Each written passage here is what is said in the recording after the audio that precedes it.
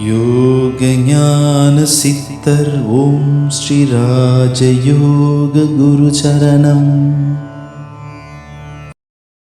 யோக சக்தி பெறாமல் இருப்பதற்கும் யோக சக்தி பெற்ற பிறகு வாழக்கூடிய அந்த வாழ்க்கைக்கும் உள்ள நிலைப்பாடுகள் அப்படின்னு பார்த்தோமா, யோக சக்தி பெறாதவர்கள் நிறைய போராடுவார்கள். சில பேர் எல்லாருமே தான் போராடுவாங்க. வாழ்க்கை என்பதே ஒரு மனிதன் வாழ்க்கையில் ஒரு போராட்டம் இல்லைன்னா அவன் வாழ்க்கையில் முன்னுக்கு வர முடியாது, வாழ்க்கையில் அனுபவம் பெற முடியாது, வாழ்க்கையில் சிறந்து விளங்க முடியாது.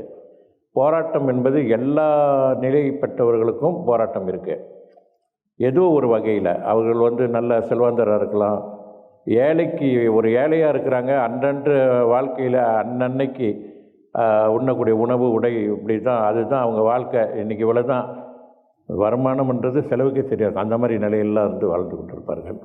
இப்படி அவர்களுக்கு உள்ள பிரச்சனை. அது மாதிரி ஒரு நடுத்தர வாழ்க்கையில் வாழ்கிறவங்க, நல்ல சிறப்பாக வாழ்கிறவங்க, ஏன் இங்கே லட்சாதிபதிகள் கூட அவங்களுக்கும் சில வகையில் போராட்டங்கள் இருக்க தான் செய்யுது.